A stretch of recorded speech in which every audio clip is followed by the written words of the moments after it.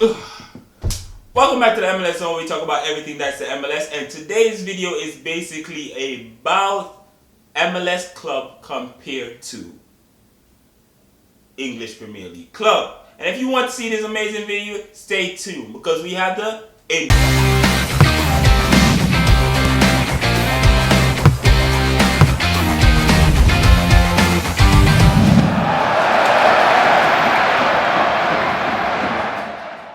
Now, welcome back, and as Troops always said, back again. And if you don't know what I'm talking about AFTV Troops. And since we're doing the EPL versus MLS comparison, I said, why not bring him up? Now, before we get into the video, subscribe because it's important. It's to feed world hunger. And also hit that like button if you want to see the MLS channel grow. Now, back to what I was saying, and that is comparing MLS teams to English Premier League teams, and I know you guys are going to love it. So my first pick have to start with Newcastle United, and the reason why is because Newcastle United just recently this season fired one of their best managers to ever manage the club, in my opinion, and also they're the punching bag team of the English Premier League. And you're saying, which team in the Major League Soccer is compared to that? Well, I have to give it to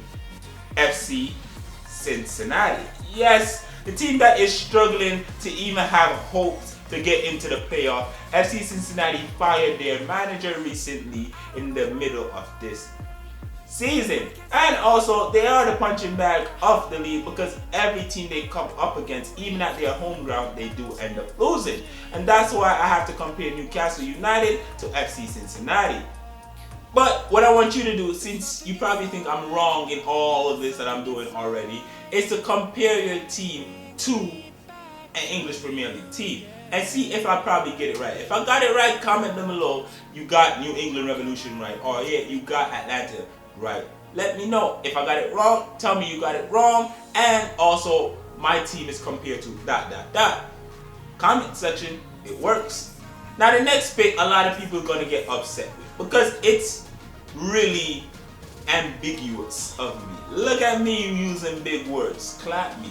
Now, let me say this right now. The team that is compared to the MLS is Watford.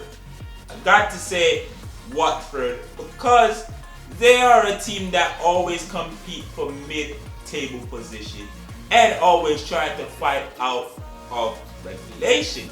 Now, there's only two teams that I see this happening to, and one of those teams is really going to upset a lot of folks. But the first team that I think everybody will shake their head and be like, yep, sure, is Montreal Impact. That team seems to always don't have the grit to compete to get a playoff spot. And even if when they do get a playoff spot, they don't perform the way they should be. And the second team is Toronto. I don't hear about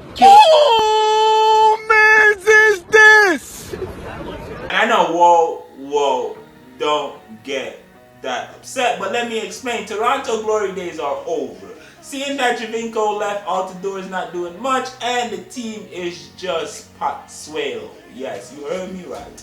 It's a one-man team, and a lot of you guys are going to get upset, and probably Toronto do win the league this season and end up having a Leicester story.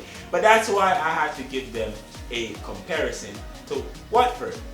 Comparing is Southampton. Yes, you heard me right. Southampton. And I have to give the comparison to Southampton to Vancouver. And let me tell you why. Vancouver always seems to have a good academy. If you want to know why I say that, just look at Alphonso Davies playing in the Bundesliga for Bayern Munich. Now that is impressive, and he came out in Vancouver Whitecaps Academy. Now you're saying, well, how does this compare to Southampton? Well, Southampton sell all their good players to Liverpool. We know this. Van Dijk, are we forgetting that? We forgetting Sadio Mane, are we not forgetting that? And also Nani that recently just came back to Southampton. And that's why I have to give a comparison to Southampton as Vancouver Whitecaps. Well, I don't know. It's up to you to be proud of that or not. You guys sell a lot of players.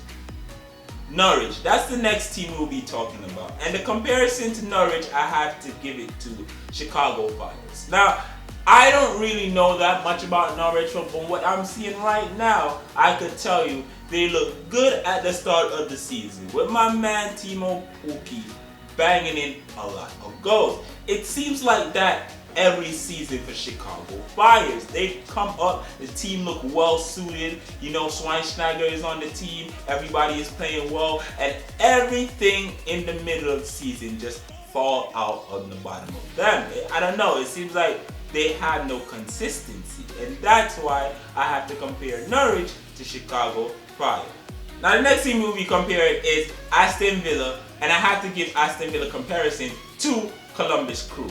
Yes, heard me right. Again, Aston Villa comparison to Columbus Crew. To me, Aston Villa is a one-man team when it comes to playing. I mean, they don't really show much grit, you know, and so does Columbus Crew.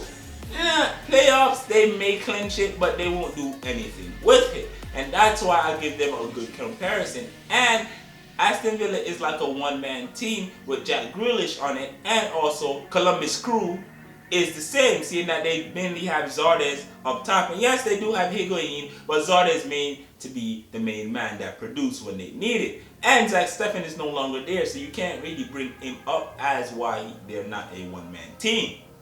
Now the next team I have to compare is Wolves. And the reason why I'm comparing Wolves to FC Dallas is because they have one of the best academy in the English Premier League, and so does FC Dallas in the Major League Soccer. Now I'm not saying Wolves have one of the best. No, I'm saying they have one of the best out of probably 10. They do have a great academy, but as a FC Dallas, they do have the best academy in the Major League Soccer. That's why I'm giving them both a good comparison. And people love watching them. They always seem to give a fight when there's nothing to fight for. That's why Wolves 2 compare to FC Dallas. Now, the seventh team that I'm going to talk about in the English Premier League is West Ham United. And I know a lot of fans are going to get pissed off with this comment that I'm going to make, but I'm just going to make it anyways because I like when fans are pissed off. That means you could comment down below and hit the like button. But West Ham United, I have to compare them to Portland Timbers. There are great players on both of those teams. Great managers as well. But when it comes to gluing everything together, nothing works. And you might be saying, but Portland is in a comfortable playoff spot or close to being that. But will they win it? Will they win it? It seems like that for West Ham United every year. They have a great team, but nothing seems to pan out. And that's why I'm comparing West Ham United as Portland Timbers. The eighth team that I will compare is Chelsea. And I know a lot of fans are going to hope their team is compared to Chelsea. But I have to give the comparison to Chelsea to New England Revolution. Some people are really fucking stupid. And I know, you're going crazy. I know. But wait, let me explain why. New manager, a youthful team, and they compete very hard for what they want.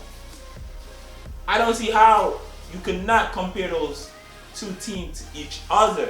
Yes, in history, it's not the same. Chelsea did do more prestigious stuff than New England Revolution. But I'm talking about the current season we're in right now. And that's why I have to give it a comparison to Chelsea to New England Revolution. Now the other team we'll be comparing is Everton to Seattle Sounders. And the reason why I put Everton to Seattle Sounders is if you watch an Everton game and you watch a Seattle game, you feel the same thing. It's pure entertainment. It's attacking, It's like there's no defense-wise, but it's pure beauty. With Charleston up top for everything, it's good to watch the kid play. Such as Seattle Sounders striker Raul. I mean, the guy is beautiful when he comes to play football in the Major League Soccer. It's a good team, and everything always seems to get into a Europa spot, and so do Seattle Sounders always getting into a playoff spot. And that's why I have to use those as everything compared to Seattle Sounders as one of my lucky picks. Now the 10th team I'll be comparing is Crystal Palace versus San Jose Queens. Now the reason why I'm comparing those two is because that team in both leagues always give you hopes and dreams to let their fans down. And they do have good players, but those players seem to can't do it on their own. They need a team backing them, and the same thing goes for both the teams. In the Premier League, mainly man up top is Zaha. For San Jose Quakes, I mean, they have a mainly winger. Some people are really fucking stupid. And he really can't produce as much as they want him to produce. So that's why I give them a comparison. Now the 11th team I'll have to compare is Bournemouth to New York City FC. Yes, my team. Now the reason why I compare Bournemouth to New York City FC and not Manchester City is it's a great team. Everybody like watching this team play. But when it's come to the spotlight like New York City FC reaching the playoff semifinals, they don't show up. They lose in big games. I really don't like that. And same goes for Bournemouth.